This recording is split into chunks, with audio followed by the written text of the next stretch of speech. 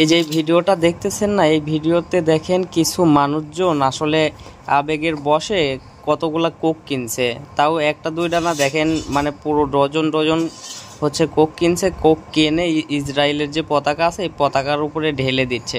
আসলে এতে কাদের উপকার হচ্ছে কাদের ক্ষতি হচ্ছে এই বিষয়টা আসলে আমি বুঝতেছি না।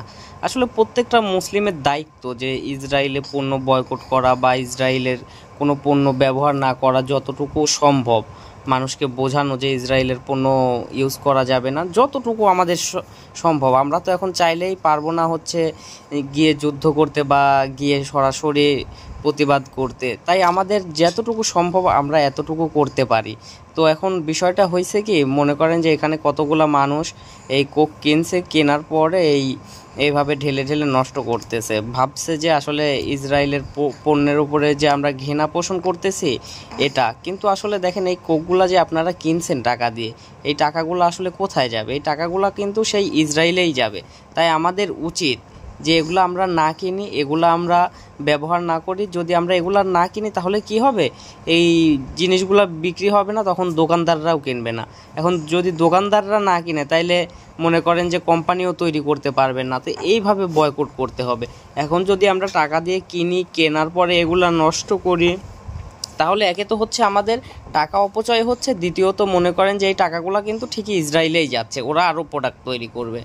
অতএব আমরা এগুলা কিনা থেকে বিরত থাকি। ইসরায়েলের যত পণ্য আছে, শুধু কোক না, কোক তো একটা মাত্র পণ্য, অথচ দেখেন ইসরায়েলে কত পণ্য আছে, যেমন লাক্স সাবান, লাইফ বয় সাবান, তারপর সানসিল্ক শ্যাম্পু, ডাব শ্যাম্পু, তারপরে আমরা কাপড় চোপড় ধুই, ডিটারজেন্ট, রিন, তারপরে হুইল, তারপরে হচ্ছে টুথপেস্টের মধ্যে আছে আপনার ক্লোজ আপ, তারপরে পেপসোডেন্ট, তারপরে মানে ইসরায়েলের যত প্রোডাক্ট আছে আমরা যদি পারি সমস্ত প্রোডাক্টের বিকল্প আমরা ইউজ করব। দেখেন একটু বাজারে খোঁজেন, প্রত্যেকটা প্রোডাক্টের বিকল্প আছে।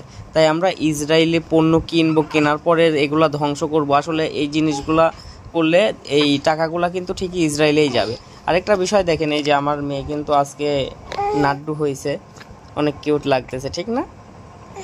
ওর চুলগুলা বড় হয়ে গেছিল জন্মের পরে, শুধু একবার ওরে চুল কাটা হয়েছিল, তাও মেশিন দিয়ে, এই জন্য আজকে ব্লেড দিয়ে কেটে দেওয়া হয়েছে। একটু মাথায় হালকা একটু কেটে গেছে, অল্প একটু। তো যাই হোক, আসলে আমরা মুসলিমদের ইমানি দায়িত্ব, কারণ মনে করেন যে এই যে আমার এত সুন্দর একটা বাচ্চা দেখতেছেন, এই রকমের হাজার হাজার কিন্তু বাচ্চারা কান্না করতেছে এই ফিলিস্তিনে। তারপরে কত শিশু মনে করেন যে 5 বছর, তারপরে 4 বছর, 3 বছরের এই শিশুগুলা মনে করেন যে মা বাবা হারাচ্ছে। এই শিশুগুলা মনে করেন যে কি একটা অবস্থা, এগুলা দেখলে আসলে ভেতর থেকে ছিঁড়ে যায়। আসলে কোনো মুসলিমের, আমরা যে যে ঘরে শুয়ে আছি, বসে আছি, কত আরামে কত শান্তিতে আছি, তাদের কথা একটাবার শুধু কল্পনা করেন যে তারা কোন পরিস্থিতিতে আছে। নাই কোনো খাবার দাবার, নাই কোনো পানি, নাই কোনো ঘর বাড়ি সংসার, শুধু মরুভূমি বানায় ফেলছে। আসলে এই জিনিসগুলা একটা মুসলিম হিসাবে মানা দেখা খুবই কষ্টকর। এখন আমরা চাইলেও কোনো কিছু করতে পারতেছি না। আমরা চাইলে সশরীরে যদি যাইতে পারতাম, যদি যুদ্ধ করতে পারতাম, তাও মনে করেন যে করতাম। কিন্তু এখন আমরা সাধারণ মানুষ, আমরা কি করতে পারি, কত দূর করতে পারি?